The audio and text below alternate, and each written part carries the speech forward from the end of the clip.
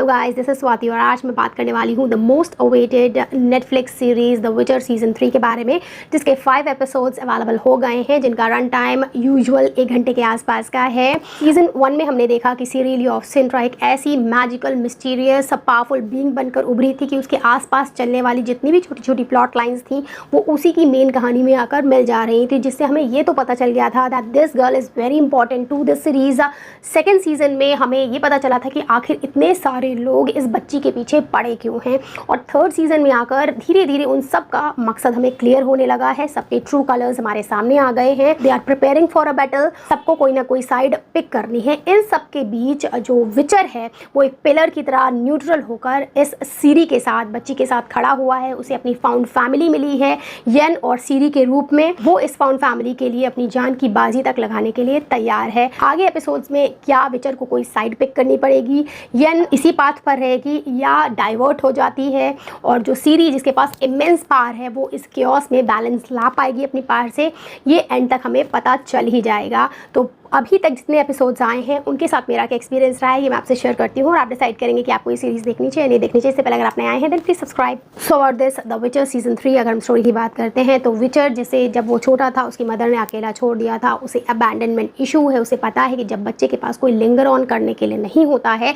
तब उसे कितना इनसिक्योर लगता है, जिसकी वजह से वो सीरी पर कभी गिव अप करने वाला नहीं है। इवन वो अपनी स्पाउंड फैमिली येन और सीरी के लिए बहुत ही ज़्यादा ओवर प्रोटेक्टिव है। वो अपनी जान की बाजी तक लगाने के लिए तैयार है। येन जो एक बार बहुत बड़ी गलती कर चुकी है जिसकी वजह से वो विचर से दूर हो गई है, लगातार कोशिश जारी है उसकी विचर को मनाने की। उसका ये क्यूट और स्वीट एफर्ट आप इस सीज़न के फर्स्ट एपिसोड में ही देख सकते हैं लव लेटर्स के फॉर्म में, और एपिसोड 5 आते आते वो सफल भी हो जाती है। बहुत ही खूबसूरत लगी है वो एपिसोड 5 में। सीरी जो अपनी इमेंस पावर से सब में, एल्स में, ह्यूमंस में, मेजेस में बैलेंस लाना चाहती है, सबको साथ लेकर चलना चाहती है। क्या वो कामयाब हो पाएगी ये आप इस सीज़न के एंड तक शायद जान पाएँ। बहुत सारे षड्यंत्र अलग अलग जगहों पर चल रहे हैं।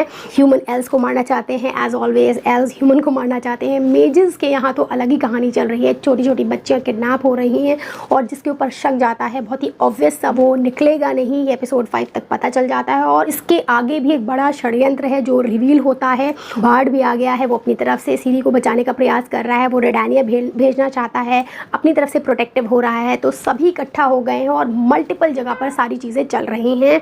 बहुत सारी चीज़ें हो चुकी हैं और बहुत बढ़िया चीज़ें होने की आशंका है और हम उसका वेट कर रहे हैं। जो पहला पॉजिटिव इस सीरीज़ का है वो है फैबुलस ट्रिनिटी, विचर, सिरिलिया और येनिफर की जो तिगड़ी है और इसके बीच की जो केमिस्ट्री है वो काबिले तारीफ़ है, जिसके दर्शन आपको सीज़न 3 के पहले ही एपिसोड में हो जाएंगे। अब लियाम भैया को ना केवल हेनरी कैविल ने जो विचर का एक पावरफुल ऑरा बना रखा है उसके साथ कॉम्पीट करना है, बट ये जो केमिस्ट्री इन तीनों के बीच है इसके साथ भी मिंगल होना है, जो कि काफ़ी कठिन काम है। होपिंग फॉर द बेस्ट, देखते हैं आगे क्या होगा। देन सेकेंड थिंग इज़ यहाँ पर कहानी के सेंट्रल में न्यूट्रलिटी को रखा गया है। जब भी आपने देखा होगा कि कोई मुद्दा चल रहा होता है और इसमें कोई बंदा सेंटर में रहता है, कोई भी साइड पिक नहीं करता है, तो बहुत से लोगों को खलबली मच जाती है, और उसी उलझन को यहाँ पर बहुत ही बेहतरीन तरीके से दिखाया गया है। 5th एपिसोड तक सभी विचर के पीछे पड़े हैं कोई साइड पिक करने के लिए।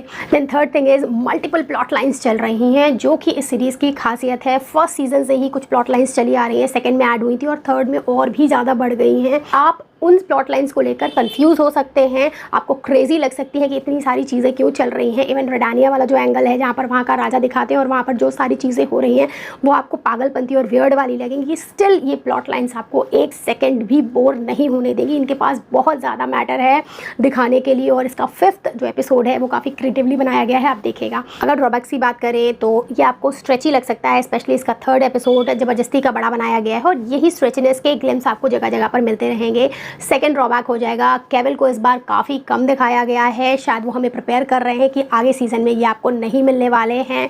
बाकी ये सीज़न पॉलिटिकली ड्रिवन ज़्यादा है, स्टिल आपको यहाँ पर कॉमेडी, रोमांस, एक्शन का परफेक्ट मिक्सचर मिल जाएगा जो आपको शुरू से आखिरी तक बांधे रखेगा। इवन 5th एपिसोड में आपको पेट में बटरफ्लाइज रहेंगी कि आगे क्या होने वाला और ये कैसे ख़त्म हो गया। तो 3 जो बचे हुए एपिसोड्स हैं उनका मुझे काफ़ी इंतज़ार है।